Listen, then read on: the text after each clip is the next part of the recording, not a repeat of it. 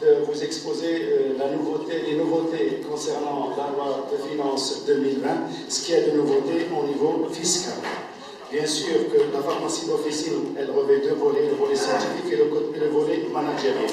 Si, comme disait mon professeur au niveau de l'ISCAE, le professeur Ahmed, je ne peux pas vendre quelque chose que je ne connais pas. Donc les connaissances techniques, c'est très important. Là, les AVK, elles arrivent à point nommé.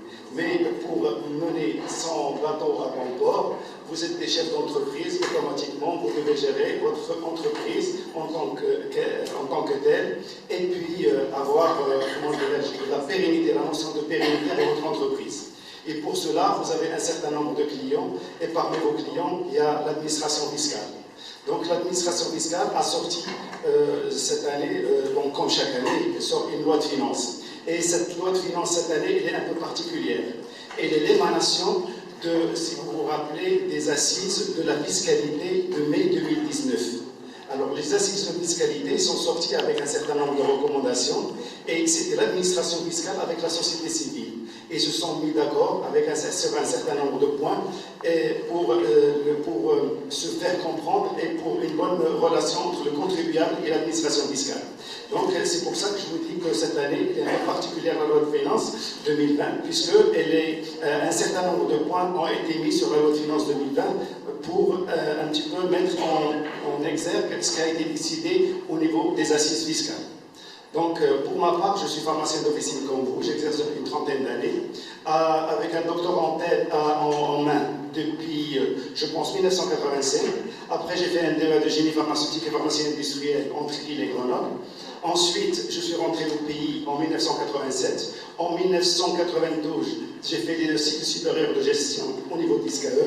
En 2011, j'ai fait le master management de la santé au niveau de la fac de Casablanca. Ensuite, j'ai fait un CEDOC à Rabat. Et là, maintenant, je suis enseignant au niveau de la fac publique de Casa. Et je suis coordinateur et enseignant aussi à la fac privée du M6. Donc aujourd'hui, je vais essayer de partager avec vous, avant que vous déposez votre bilan, quelles sont vos obligations, quels sont vos droits par rapport à cette loi de finances 2020. Le plan que je vais adopter est le suivant. Donc, après avoir un bref aperçu sur les impôts à payer au niveau de la pharmacie d'officine, je vais vous parler des nouveautés de la loi 2020. Après, je discuterai de quels sont les éléments déclencheurs de la vérification comptable. Et à la fin, c'est très très important, le volet des écueils à éviter avant de déposer votre bilan. Donc, je voudrais partager avec vous un certain nombre d'astuces pour que votre bilan ne soit pas vérifiable. Donc j'accorde une grande importance à cette thématique, la dernière. La loi de finances, tout le monde en a mis en large et au carré, et beaucoup des syndicats, ils ont fait le nécessaire, et on nous a ramené des experts comptables, des gens, et tout le monde est au courant. Mais simplement, en guise de rappel, je vais vous dire les éléments essentiels qui intéressent le pharmacien d'officine. Bien sûr, la loi de finances, elle est générale pour tout contribuable marocain. Elle n'est pas uniquement pour le pharmacien d'officine. Moi, j'ai soutiré uniquement les titres qui nous intéressent, nous, et les points qui nous intéressent. Et c'est ça dont je vais débattre avec vous. Alors, quels sont les impôts qui sont dus à l'État? Vous le savez très bien, depuis un certain nombre d'années, le pharmacien peut être personne physique comme il peut être personne morale. Donc, personne morale, c'est une personne qui a souscrit pour la transformation de l'impôt de personne physique à la personne morale, c'est-à-dire la SARL, la Société à responsabilité limitée à gérant unique. Ça, c'est la nouveauté de ces dernières années. Mais la forme classique que tout pharmacien connaît, c'est la personne physique avec l'impôt sur le revenu. Sachez d'ores et déjà que moi, je suis pharmacien d'officine en personne physique. Je paye mon impôt essentiel, c'est l'impôt sur le revenu. Je suis sous une forme sociétale, alors à ce moment-là, je suis soumis à l'IS. Et les obligations ne sont pas les mêmes. Donc l'impôt sur le revenu ou l'impôt général, des fois on appelle l'impôt général sur le revenu global. On va voir pourquoi global, on l'appelle aussi impôt global sur le revenu. Alors qu'est-ce qu'on va débattre? On va débattre des sujets, quels sont les revenus concernés par l'impôt général ou l'impôt sur le revenu. Ensuite, quel est le régime fiscal à adopter? et quelle est la signification du résultat net réel, et quel est l'impôt à payer, comment il est fait. Alors, comme vous le savez, moi j'exerce sous forme privée, hein, donc personne physique. Personne physique, donc je suis soumis à l'IR. Mais l'IR, admettons que je suis uniquement pharmacien. Uniquement, je n'ai pas d'autres activités à côté. Donc je suis uniquement pharmacien, je suis soumis à l'impôt professionnel. Donc c'est ce qui est le revenu professionnel. Je suis soumis, mon résultat va être dépendant du revenu professionnel net. Et c'est l'article 22 et 32 du Code général des impôts qui va le déterminer. Admettons que je suis en même temps pharmacien d'officine, donc j'ai les revenus professionnels de la pharmacie, donc je vais payer, bien sûr, comment je vais payer, je vous dis tout de suite, c'est P moins C égale R, c'est des produits, produits c'est des ventes, moins mes charges, je sais que c'est moins mes charges, et j'ai un résultat. Ce résultat il est positif, il est nul, il est négatif, il est négatif. Donc s'il est négatif, donc je ne paye rien. S'il est entre 0 et 30 000, je ne paye rien. S'il est plus de 30 000, je paye quelque chose à l'État. Et en fonction d'une grille qu'on va voir ensemble. Donc ça, c'est pour le revenu professionnel. Admettons que je suis pharmacien et j'ai une activité salariale. Par exemple, j'enseigne, je donne des cours, par exemple, et j'ai un salaire. Alors ce revenu professionnel s'ajoute au revenu salarial. Donc, c'est les revenus salariaux et revenus professionnels que je vais cumuler. Et je vais payer l'IGR dessus ou l'IR dessus. Admettons, en plus de ces deux activités, je boursicote où là, je suis au niveau d'une grossisterie. Donc, je suis au niveau d'une grossisterie, je reçois des dividendes. Alors, ces dividendes, je paye aussi dessus. Donc, mon impôt sur le revenu va être et le revenu professionnel, et le revenu salarial, et le revenu de capitaux. Si je boursicote et je suis à la bourse, c'est mes actions ou mes obligations qui vont être inclus ici aussi. Donc, en plus de ces activités, j'ai des immeubles. Je suis en train de louer, ou là je suis à mon échat à Paris, à ce moment-là, j'ai des revenus fonciers. Alors, mon impôt va être et l'impôt société, et l'impôt sur le salarial, et l'impôt capitaux, et l'impôt sur le foncier. Donc tout ça, c'est pour ça que j'ai dit impôt général, global, sur le revenu. Les revenus agricoles, pour l'instant, ils sont exonérés. Les revenus actuellement, ils sont exonérés. C'est pour ça que tout le monde se convertit vers l'agriculture pour cacher, pour dissimuler un petit peu les trucs. Donc ça, c'est notre paire de manches. Alors, la suivante, s'il vous plaît. Alors, ici, la base. Là, je suis pharmacien d'officine, je suis d'emblée, le droit commun, je suis soumis au résultat net réel. Tout le monde ici est au bénéfice net réel. Ou là, le résultat net réel. Le P-C égale R, mon comptable, il va me faire ma alias fiscale et ma déclaration selon le bénéfice ou là, le résultat net réel. Ça, c'est le droit commun. Alors, je peux, sur option, opter pour le régime net simplifié. Dans quelles conditions je peux opter pour le régime net simplifié? Si mon chiffre d'affaires est inférieur à 1 million de dirhams, et c'est le cas de tous les pharmaciens, parce que à ma connaissance, ce n'est pas le pharmacien qui fait 1 million de dirhams de R. Le P-C, ça m'étonne très fort. Alors, pour le régime du forfait, on est exclu. Depuis, je ne sais pas moi, une vingtaine d'années, on est exclu du régime du forfait. Et c'est une bonne chose. Pourquoi? Les amis qui avaient commencé en 1982, ils avaient opté pour ce régime, comme c'était possible pour le pharmacien. Mais je pense qu'en 2009 ou 2010, le fiscaliste a interdit aux pharmaciens d'être dans cette catégorie. Et là, c'était quoi? C'était mon chiffre d'affaires, je multipliais par un taux qui est indiqué par l'administration fiscale chaque année. À l'époque, c'était 16%. Et là, faites vos calculs, je suis sûr et certain que vous ne payez pas 16% de vos revenus. Si vous faites vos calculs. Donc, pour le régime du forfait, on est exclu. Pour le régime net simplifié, je peux vous dire ce que c'est, mais ce n'est pas intéressant pour nous. C'est le droit commun, c'est le bénéfice, c'est le résultat net réel. La suivante, s'il vous plaît. Alors, le bénéfice net réel, c'est le P moins C égale R. Donc, c'est le produit moins les charges égale résultat. Et je regarde au niveau de ma grille, est-ce que je suis bénéficiaire ou je suis excédé? Alors, pour le régime net simplifié, c'est une simplification des écritures et c'est facile pour les comptables, mais je suis sûr et certain, personne ici dans la salle n'est à dans ce type de revenu. Alors ici, le problème majeur, ici, c'est le déficit non reportable. C'est-à-dire mon P moins C égale R, admettant que le R il est négatif, il est égal à moins 100, c'est-à-dire que je suis déficitaire, dans ce cas-là de bénéfice net simplifié, je ne peux pas le reporter à l'année prochaine. Exemple, je suis à moins 100 et l'année prochaine, je fais un R est égal à 50, alors je vais encore, dans le cadre des bénéfices nets réels, je suis encore à moins 50, 100 moins 50, ça fait encore moins 50. Donc, cette 50, je vais la reporter jusqu'au 4e exercice.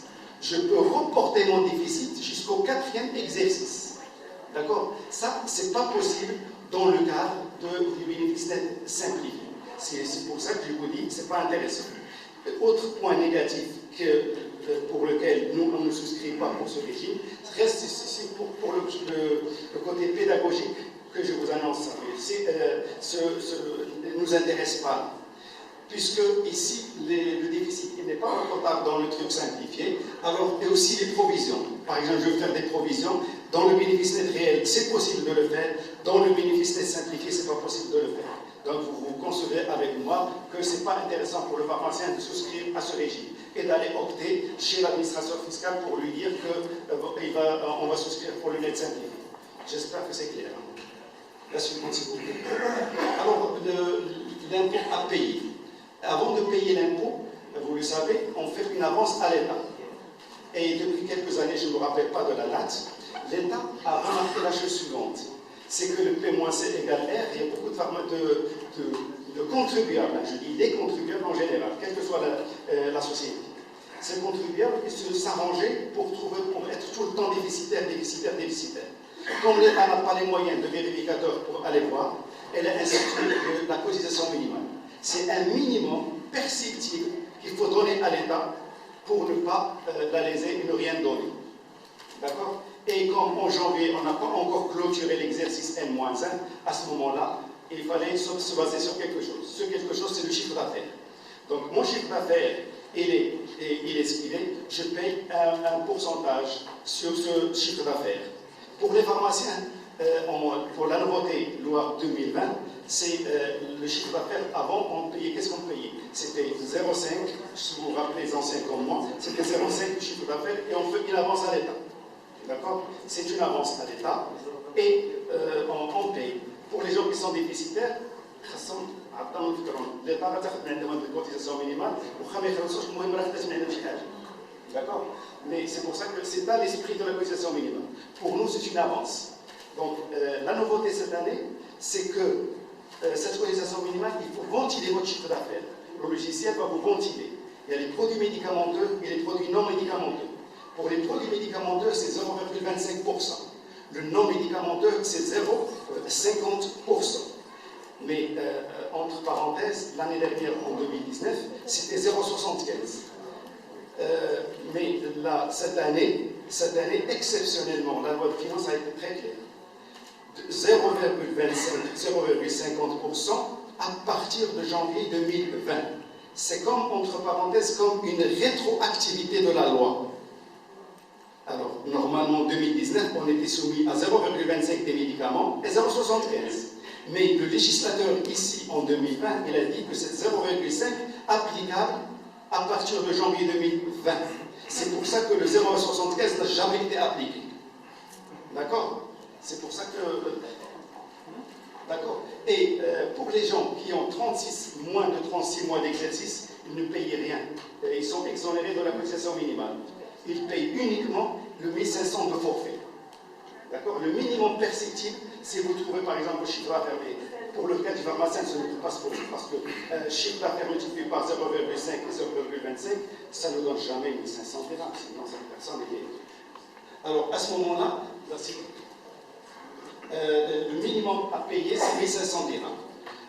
L'exonération, on a dit, c'est 36, 0,25 et 0,50, on a dit. Et là, s'il vous plaît, j'attire votre attention sur la base de calcul. Comment se fait ce calcul de la cotisation minimale? Et là, c'est le comptable il est bête et obéissant, entre guillemets, je m'excuse. Hein. Ce monsieur, il ne calcule votre cotisation minimale que uniquement sur la base des données que vous allez lui remettre.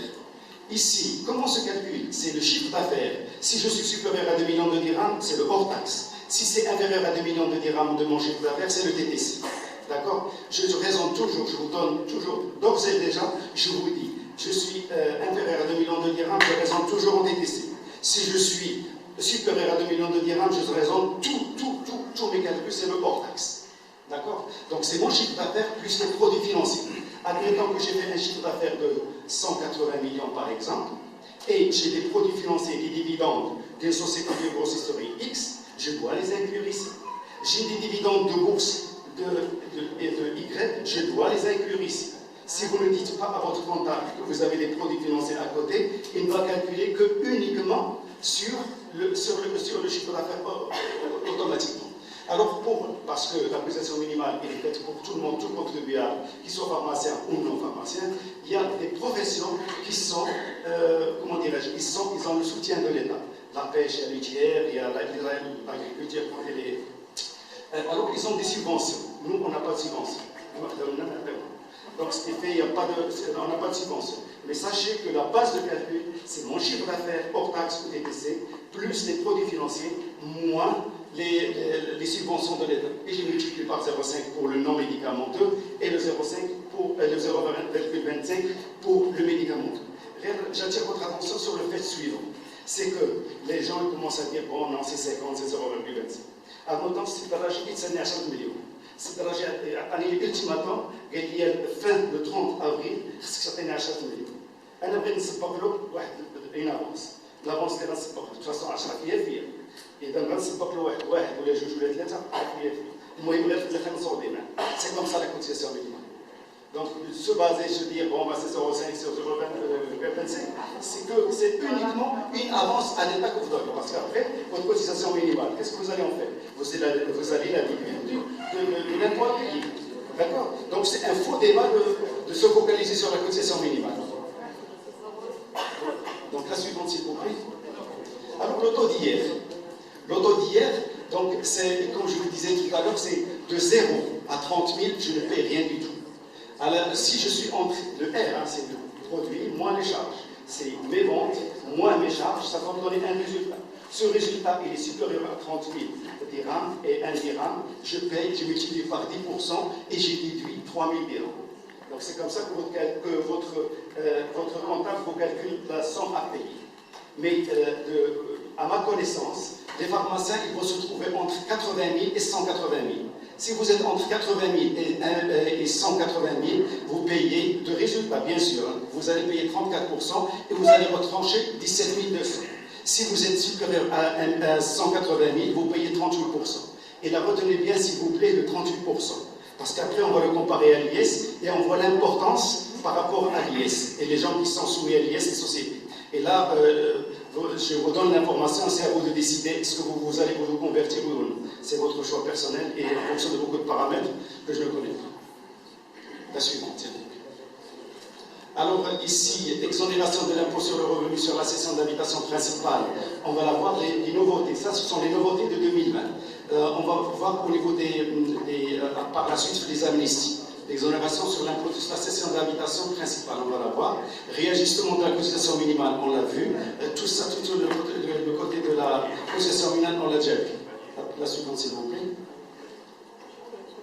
La suivante. Maintenant, on a parlé de l'impôt sur le revenu, on va parler de l'impôt sur les sociétés. Rappelez-vous ce que j'ai dit. Personne physique, personne morale, c'est-à-dire les SARLO, parce que c'est la seule possibilité, on n'a pas le droit de faire une société anonyme, c'est la société à responsabilité limitée, à gérant unique. Alors là, dans ce cas-là, alors regardez avec moi, le barème qui était en 2019, il est là, le barème en 2020, c'est du kiff-kiff. Là, c'est la tranche intermédiaire qui a changé. Alors, je pense que c'est la première qui est là. La première, parce que 300 000 dirhams, c'est quand même beaucoup. Alors, la tranche, le taux, il est de 17,5. Il était, en 2019, il était de 17,5. En 2020, il est de 20%. C'est pour ça que j'ai souligné en rouge le 20%. Il a augmenté un petit peu. Et là, je ne rentre pas dans les considérations, c'est des sociétés offshore. Et le Maroc, il a été classé dans la zone paradis fiscal. C'est pour ça que, oui, c'est pour ça qu'ils ont un petit peu. L'appellation de l'offshoring, c'est une société industrielle autour de tout, parce que la communauté européenne a dit que le Maroc fait de la concurrence déloyale parce qu'il ne s'aligne pas sur la législation. Mais ce n'est pas notre propos ici. Seulement pourquoi il a été augmenté le chiffre ici. Alors, réduction du taux normal du barème. Alors, le barème, il est progressif. Ça veut dire quoi, progressif? C'est-à-dire que moi, je suis en 2019, par exemple, j'ai un résultat de 600 000 dirhams.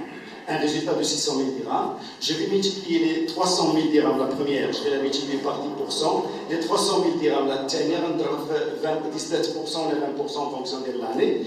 Et je calcule mon impôt dessus.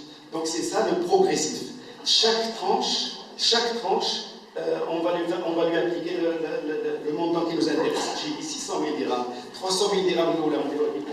300 000 dirhams, on déroule 17%, ou les 20%, ça dépend si on est en 2019 ou on est en 2020. Est-ce que c'est clair? La suivante, s'il vous plaît. La taxe sur la valeur ajoutée. Pour les gens qui sont supérieurs à 2 millions de dirhams. Donc, pour les gens qui sont supérieurs à 2 millions de dirhams, l'année N-1, là, on est en 2020. Pour la majorité des consoeurs ou les confrères qui ont atteint au 31/12/2019, ils ont atteint un chiffre d'affaires supérieur ou égal à 2 millions de dirhams, le 1er janvier ou le courant janvier, donc l'administration fiscale, la TVA. Donc il faut un numéro de TVA. Donc vous allez commencer à payer la TVA. Pour les gens qui sont l'année N-7, on est dans l'année N, l'année N, il y a 2020. L'année 2019, j'ai fait 2 millions de dirhams, TTC s'il vous plaît. Et après, ces 2 millions de dirhams, je vais les ventiler. Je vais les ventiler comment? Alors, il y a des produits dans mon chiffre d'affaires. Si je commence à ventiler mon chiffre d'affaires, il y a des produits qui sont taxables, il y a des produits qui ne sont pas taxables. Alors, dans les produits taxables, il y a les 7% comme le paracétamol jaune que vous connaissez tous. Il y a le 20% pour les compléments alimentaires que vous connaissez tous. Donc ça, sigma de 7 et de 20, ça fait produit taxable. D'accord? Les produits non taxables. Les produits non taxables, il y a l'article 92, il y a l'article 91. L'article 91, c'est les laits de premier âge. En général, c'est les deux premiers âges. L'article 92, c'est les médicaments, je vais vous citer les médicaments qui sont intéressés par l'article 91. Qu'est-ce que je voulais dire à ce propos? Pour le déclarer avec droit de déduction, déclarer sans droit de déduction, je ne veux pas trop rentrer dans les détails, c'est le job du comptable, c'est pour le calcul du prorata. Pour le calcul du prorata pour les gens qui payent la TVA. Donc c'est un cours qui mérite quand même 3 ou 4 heures de cours. Donc sachez que ça existe. Produit avec exonération, avec droit de déduction, produit sans exonération de TVA. Avec exonération de TVA, c'est le 92. Sans exonération de la TVA, c'est l'article 91. La suivante, s'il vous plaît. Donc, vous revenez, s'il vous plaît. Là, j'ai ventilé mon chiffre d'affaires. J'ai trouvé mon chiffre d'affaires, il est taxable, et tout inférieur à 1 million de dirhams. Alors, ma déclaration va se faire tous les trimestres. Par exemple, janvier, février, mars, je vais les déclarer au mois d'avril. Si mon chiffre d'affaires taxable est supérieur ou égal à 1 million de dirhams. Si mon chiffre d'affaires est inférieur à 1 million de dirhams, mais sachez que j'ai déjà les 2 millions de dirhams. Hein. J'ai déjà les 2 millions de dirhams et je ventile. Je vais payer, je suis soumis à la TVA. Est-ce que je vais payer mensuellement ou là, est-ce que je vais payer trimestriellement? Je paye trimestriellement si mon chiffre d'affaires taxable est inférieur à 1 million de dirhams. Si mon chiffre d'affaires est supérieur à 1 million de dirhams, je paye mensuellement. D'accord? Donc, voilà. Alors, pour l'article 91, la nouveauté, en 2019, les médicaments, c'était les produits du cancer, les produits antiviraux de l'hépatite B et C, les médicaments destinés au diabète, l'asthme, les maladies cardiovasculaires, les maladies du syndrome, le sida et la méningite. Tout ça, en 2019, ils étaient exonérés de TVA. L'esprit, c'était quoi? C'est que l'État a senti que ces produits sont très chers et ça alourdit le moyen. C'est pour ça que la TVA, le médicament. En plus de ça, la liste a été rajoutée en 2020. Qu'est-ce qu'ils ont rajouté? Ils ont rajouté avec droit de déduction bien sûr, les médicaments destinés à la fertilité par le gonal et le traitement de la sclérose en plaques et les vaccins. Les vaccins, ils étaient à 7%. C'est pas j'ai sur ça. Que je bouge les vaccins. Mais quand je bouge les vaccins, alors malgré ça, bon, les vaccins ils vont revenir un petit peu moins cher parce que les 7% restent au lot. D'accord? Alors, donc, on a dit pour les 20%, les 7%, on en a parlé. Les implants cochléaires, ça c'est par exemple, c'est 300 000 jours, il me semble, le prix d'un implant cochléaire, c'est très cher. Nous, on ne les vend pas, mais malheureusement, je tenais à vous dire que c'est des produits des zoonoses latérales. Mais sans droit de déduction, va être le plastique 91, va être le plastique 82 à l'oreille. D'accord? Donc, la suivante, s'il vous plaît. Alors, la nouveauté des chèques impayés. Moi, je suis un pharmacien, j'ai des contraintes, je n'ai pas pu acheter un chèque de mon grossiste ou de mon fournisseur pour faire impayé. Deux formules. Ou bien, il protège ou il donne le حبس ويعيطوا على سميتو القاضي ويحكم arbitrairement, ou bien un truc à l'amiable. Là, je ne vais pas parler de la structure de l'Hakama, c'est ce qu'on appelle le proté. Admettons que mon grossiste ou mon fournisseur يتفاهم معايا بلاتي احسن وغادي يعطيني سميتو نتفاهم انا وياه بلاتي احسن ونرجع لي نعطيه فلوسه. Alors, à l'amiable, inférieur ou égal à 2019, c'était quoi? C'est l'acquittement d'une amende fiscale auprès de l'une des perceptions de la trésorerie générale des royaumes égale à 5% du montant du chèque impayé s'il s'agit de la première injonction. Alors, pratique. Je suis pharmacien, c'est le régime mon fournisseur. Après 100 000 dirhams. Après 100 000 dirhams, c'est déjà un pays.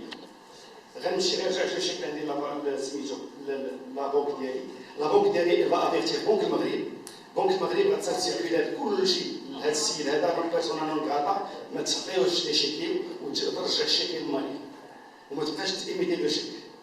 هذه دون لو كاينه une procédure pour se rattraper, c'est que غنمشي للضريبه وندي لهم لو مونطون ديال لو شيك ونخلص 5%.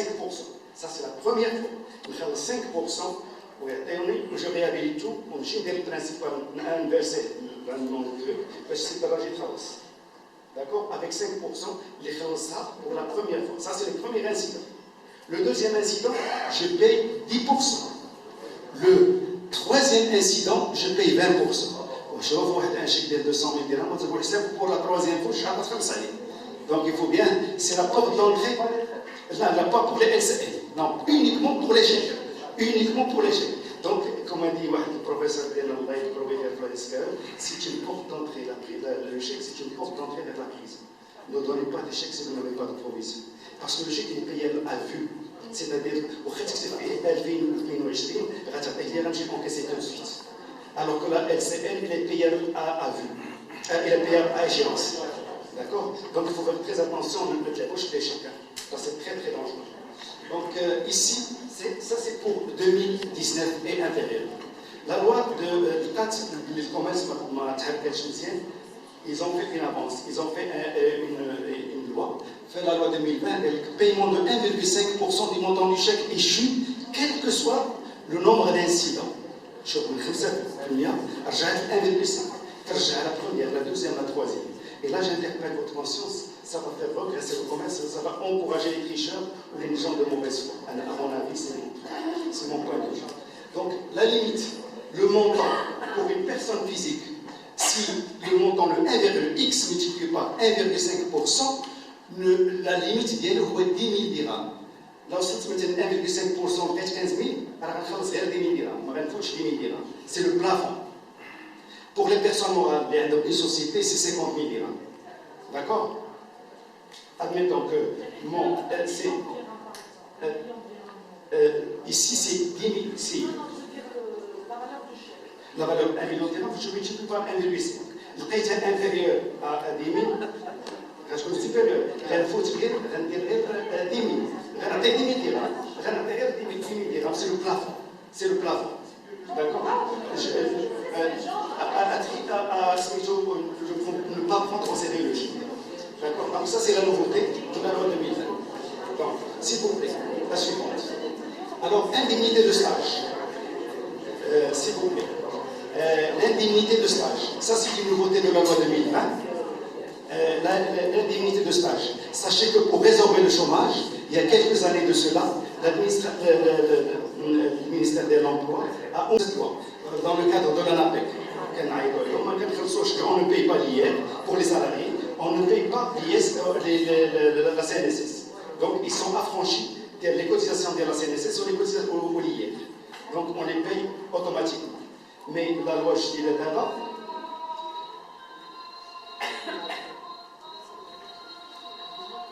alors, la loi JDA, les gens, ils ont élargi l'assiette des gens qui sont éligibles au stage par le baccalauréat. Quelqu'un qui a un baccalauréat, pour résorber le chômage, ça c'est une bonne chose, pour résorber le chômage, on peut, à travers, embaucher cette personne qui a le baccalauréat.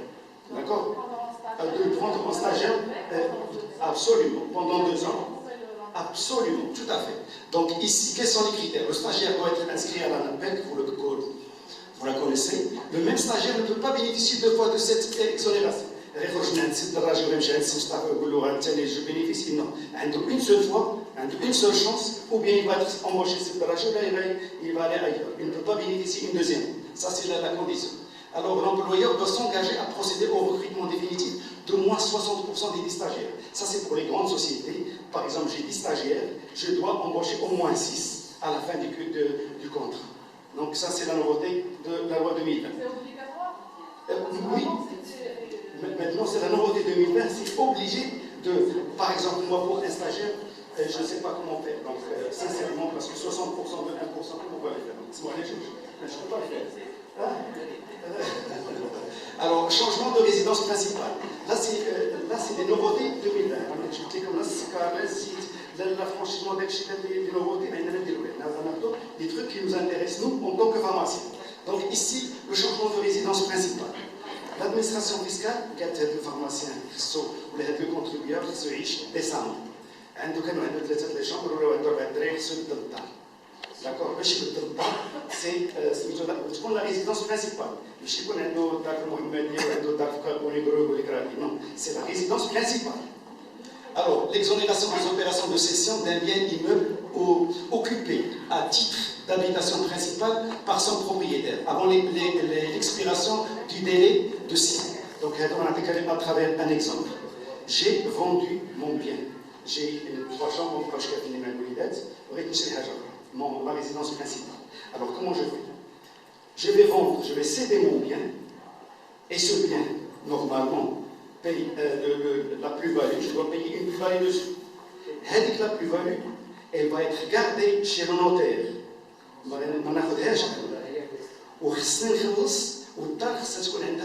maximum 6 000 d'achat. D'accord? Avec les conditions. Dans 6 mois, je dois trouver une autre habitation. Donc, les conditions, c'est quoi? Au-delà, inférieur à 4 millions de dirhams. Inférieur ou égal à 4 millions de dirhams. Là, c'est pour la résidence principale, pour les gens qui veulent changer. Donc, vous pouvez bénéficier, c'est-à-dire que vous n'allez pas payer d'impôts quand vous allez céder. Pour vous encourager à vivre mieux, à avoir des conditions de vie plus décentes et pour la qualité de vie.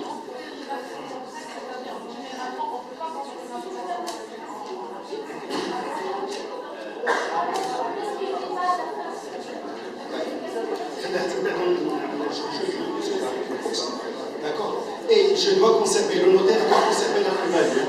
Parce qu'il m'a fait un choix de 6 mois, moi j'ai toujours fait comme ça, donc ma raison assurer leurs avis. La suivante, s'il vous plaît. Alors, taxe sur les revenus fonciers. Avant 2019. Avant 2019, je dis bien. Alors, j'ai le taxe et un abattement de 40% et paiement de l'impôt sur le reliquat du bailleur. Admettons que je touche le chef d'argent, j'ai 100 000 dirhams, je lui loue un local. Je lui 40 000 dirhams. Alors, je vais faire un abattement de 40% et les 60%, je vais payer. Je vais payer la plus-value sur les 60%. D'accord? À l'État, sous la forme de l'impôt sur les revenus. Avant 2019, ça c'est obsolète. Alors, à partir de janvier 2019, deux possibilités. J'ai mon locataire, je ne suis pas propriétaire du local. dans lequel j'exerce. Alors, Andy, 2500 et quelques, je pense, par mois, je dois deux choses. L'État m'a dit qu'il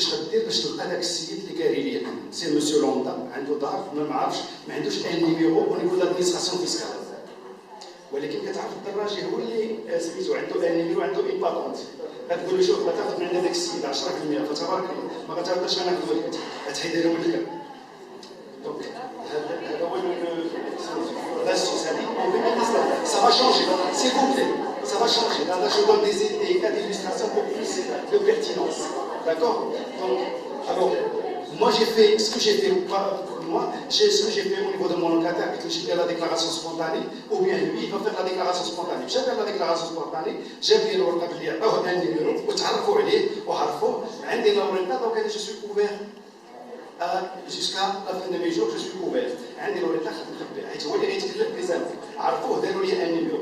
هما ما داروش ما استفادش هذا الاكسيون 2019 ما استفادش alors اش داروا لادمينستراسيون فيسكال قال لهم اش تعرفوا علينا هذوك الناس اللي عندهم المبلغ تعرفوا عليناش غادي نحسبوا لكم غير 2018 صافي فقط تخلصوا لي عليها 10% والله يعاونكم وغنبداو نعرفوا وغنبداو من زيرو اون فا ايفاسي اللي عنده من 30 عام ولا 20 عام وعمره خلص غير تعرف علينا وغنديروا ليه 10% ديال لا باز دو كالكول هو 2018 Donc ça c'est pour encourager les gens à s'identifier et à commencer à payer. S'il vous plaît. Alors, dispositif, l'amnistie que tout le monde attend. Alors, l'objet dispense du contrôle fiscal au titre des exercices 16, 17, 18 et l'annulation des majorations. Vous savez que, par exemple, je n'ai pas encore vous avez la notion de prescription des exercices. Vous la connaissez ou pas? La notion de prescription des exercices. Donc maintenant, elle a 4 ans de prescription. Lundi 2019, lundi 2018, lundi 2017 et 2016. 4 ans de prescription. Donc, le contrôleur peut revenir et vous lui donner le bilan de 2015. Mais attention, elle a réussi à voir la chose. Je suis un frigidaire. Le frigidaire a 10 ans. خصو يرجع لك البيلون ديال 10 سنين باش يشوف l'origine ديال l'amortissement ديال l'immobilisation غير يشوف mais il n'a pas le droit de vous contrôler l'exercice en lui-même غير يشوف غير l'origine ديال l'immobilisation ما غيشوفش الاخرين est-ce que c'est clair très bien donc ici جاو عندنا قال لك غتخلصوا لينا 2016 2017 2018 كوم عندنا دو شوز فين كاين تروفيج تروفيش كاين في الشيفر دافير وكاين في لي زاشي دو شوز الوغ البلون راني نسيت راه الشيفر دافير ماشي هو هذاك سبونتانيمون غنمشي عند لادمينستراتور فيسكال مع ليكسبير اللي لكم مون كونتاب راه الشيفر دافير راه ديال 2016 ماشي هو هذا الشيفر ديال 2017 ماشي هو هذا الشيفر ديال 2018 ماشي هو هذا هذا هو الشيفر هذا هو الشيفر هذا هو الشيفر ولي زاشا كذلك باغ اكزومبل جي مينوري ولا جي ماجوري ولا جي ماجوري ولا شي حاجه نقولها هادو لي بوسيبيليتي فين نقدر جو ريكتيفي غنعاود نصلح داك دي زيرور داك البيلون اللي هما ما عندهمش الوقت باش يشوفوهم غنقول لهم سبونتانيمون سمحوا لي الناس ديال لادمينستراسيون راه هاد الحوايج راني ما شفتهمش وراه جاي لعندكم نتايا ما نبقاش نعاود غير عافاكم الا ما سمحوا لي هذا سمحوا لي 2016 هذا 2017 2018 2019 alors pardon 2016 2017 2018 c'est tout les 3 exercices alors je dois déposer la déclaration avant le 1er 10 2020 le mois de 30 septembre est le deadline pour déposer cette déclaration. D'accord? Pour un petit peu pour demander. En même temps, je vais payer 50% des sigma de rectification. Admettons que j'ai un R qui est égal à ce qu'il est, en 2016. D'accord? Maintenant, avec les rectifications, où les P' moins C' égale R'. R', il est bien sûr supérieur à R. Oui ou non? Alors le R' moins R, c'est le delta, l'administration fiscale. Avec le delta de 2016, le delta de 2017, le delta de 2018, le 30 septembre, le deadline de le 11, le 31, le 30-11 2020, je dois payer le reliquat. Ou de vous le commun, on part sur des bases simples. D'abord, le problème, moi, puisque je suis ici avec les syndicats, l'ordre et tout ça, mon souhait personnel, ça n'engage que moi, que tout le monde paye ou prescrit ou salir. D'abord, il y a deux choses. Ou bien, أنا والدراجة مصطفى اللي مشينا درنا لا بيكس حتى واحد. حنا كنتبانو في 13000 حنا لي فرودور. Alors, China, tout le monde a payé, sauf nous. C'est plus facile de se mettre sur donc, j'aime tous mes voeux. Je veux rien de l'union contre la pharmacie cachée. Ou bien tout le monde adhère, ou bien personne n'adhère. Je connais le كلمة واحدة. هذا هو mon souhait le plus.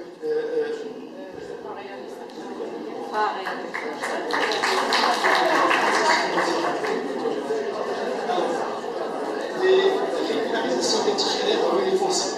Alors, pour le revenu foncier, dépôt de la déclaration, s'il vous plaît.